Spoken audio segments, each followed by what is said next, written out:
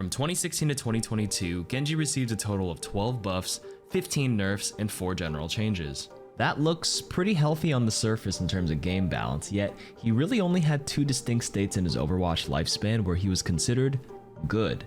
Here was his competitive pick rate across the years in the higher ranks on PC, Diamond and above. I didn't include Bronze to Platinum pick rates because, let's face it, the meta doesn't really exist down there. His strongest 2 states were here and here, 4 years apart. Between then, we saw a long and mild Genji autumn, a cold Genji winter, 2 months of sunlight, and then back to hibernation, which stretches all the way to today, March of 2022. Apart from always needing healing, Genji also needs some love because the dive meta, a composition which he once thrived in, has moved on without him. Was it his fault? Or was it the introduction of other heroes that countered his playstyle?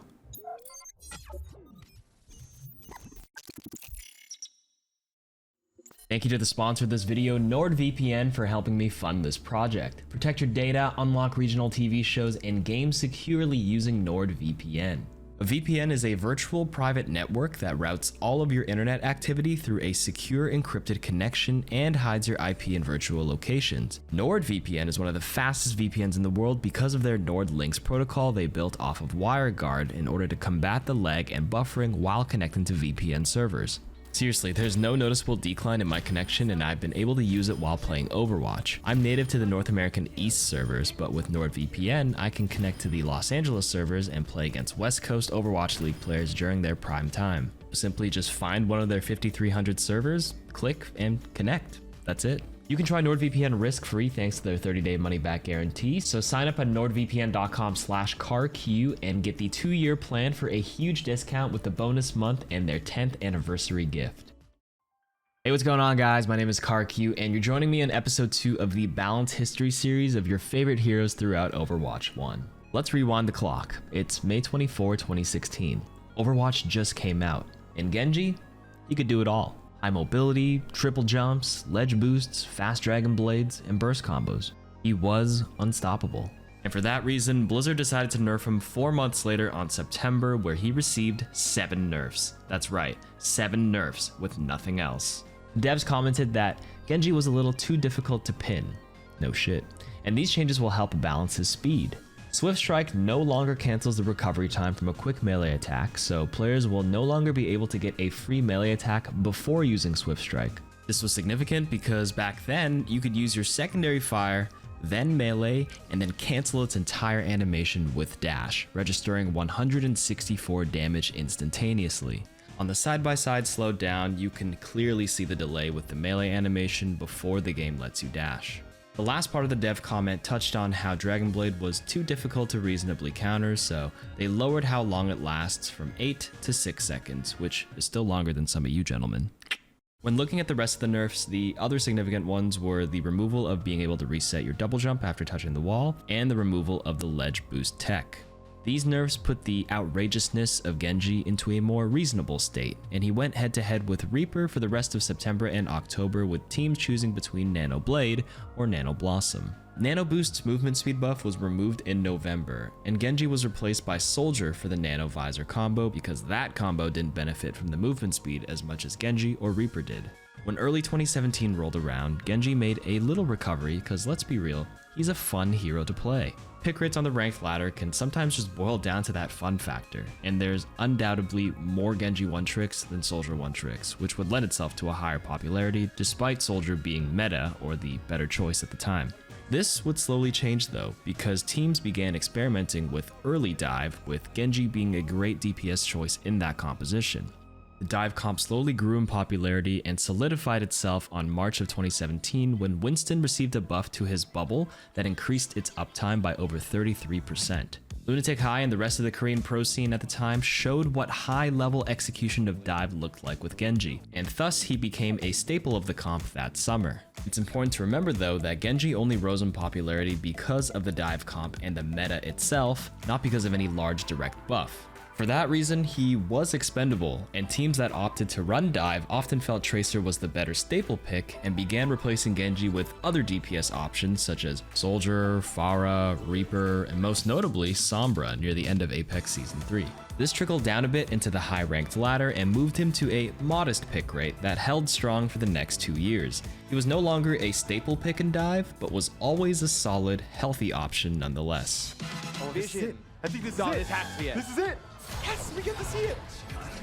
Yes. Oh my. He gets boot back, goes through. What is that? They lost, but that still was so sick. Killing from someone. Zorba actually managed to get Meko demech, but to be— oh! Are you kidding me? Get out! That's disgusting!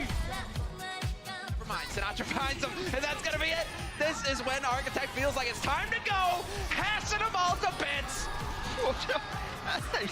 It's just beyond words what this man can do with blades sometimes. That From a point getting percentage. Oh, Venomine already dead. Shadowburn's in the back line, misses the dash, but he doesn't miss the shurikens. 18 going low as well. Shadowburn dashes in. Reset after reset. It's going to kill Shaolin. Triple kill on the Vanilla Genji play. Make that a quad kill. 5-6 kills for Shadowburn. As we approach 2019, Brig and the GOAT composition were dominating the Overwatch League. On the ranked ladder, Genji One Tricks prevailed, and you could still get away with playing him. However, that all changed in August of 2019, the patch where Sigma was released, Role Lock was put in place, and Genji had no place in the meta anymore. Sigma paired with Orisa for double shield became too powerful. Genji didn't have shield pressure. Moira and Lucio were the earlier support options in double shield. Genji struggled to assassinate them. When Baptiste and Zen became the go-to support pair, Genji struggled to assassinate the one target he likely could, Zen, because of the immortality field. When Zen was swapped out with Brig, Genji now also had to deal with Shield Bash and Lamp. This was bad for Genji. Everyone was able to survive for longer with these new hero additions, and Genji's Swift Strike relied on getting eliminations to reset the cooldown, and he just could not keep up. Blizzard attempted to resuscitate him by giving him a little buff on December of 2019. It was 6 ammo, man. April 6, 2020. Faster fire rate on a secondary fire. That's progress, but no, not enough. He needed more. And if she doesn't, they're not. Okay. It's f***ing live, boys. Let's go. Let's go. Yep, I can cancel my deflect. Oh, let's go, baby. Let's go, baby. Let's f***ing go, dude. Control the high ground, use your blades, here it comes. pulse bomb used, but it matters not because Agilities is there. So many kills going his way. Super. Oh, it's the Genji! Super, you man! Go more. Really? Okay. Here's the blade. Oh, give me more! Oh, he gets himself 3. Not to be, though. Couldn't quite find the 4K. Jerry is... yeah, Boombox just left to his own devices in the sidelines. He goes down to Fusion. Only a couple of players left remaining. EQO's gonna come up huge right now. Everyone is weak. EQO with the blade, pulls it through, builds it up. Will it be enough? 1 kill, 2 kill. Are you kidding me? EQO now finds it with the third. And now it is overtime. Exi moving over to the Tracer to try and deny, but EQO! What a player, what a star! Unbelievable performance in the overtime clutch. Well, that was certainly a fun and glorious 2 months for Genji mains. Unfortunately, his redemption arc had to come to an end so soon. July 30th, 2020, they tuned him back down again with damage nerfs to his shurikens and a slower fire rate on his fan of blades. And that was it. From August of 2020 throughout the rest of 2021 until today, Genji was a shadow of his former self. Dive Comp is still being run today, but it's evolved to Ball Diva, Brig Zen, and a few DPS choices that don't include Genji anymore in high level or professional play. In the end, Genji received 12 buffs, 15 nerfs, and 4 general changes, which occurred here. For the curious people, you can pause between each one. The first change was September 2nd, 2016, 7 nerfs. November 15th, 2016, 1 nerf. April 17th, 2017, 1 buff and 1 general change. May 23rd, 2017, 1 buff. July 27th, 2017, 1 general change. October 10th, 2017, 1 nerf, 1 general change. May 3rd, 2018, 1 nerf. August 9th, 2018, 1 buff. September 11th, 2018, 1 general change. March 19th, 2019, 1 buff. August 13th, 2019, 1 nerf, and then Roll Lock came in. December 10th, 2019, 1 buff. April 6th, 2020, 1 buff. June 16th, 2020, 4 buffs, his redemption arc patch. July 30th, 2020, 2 nerfs. March 11th, 2021, 1 buff, 1 nerf. August 5th, 2021, 1 buff, 1 nerf.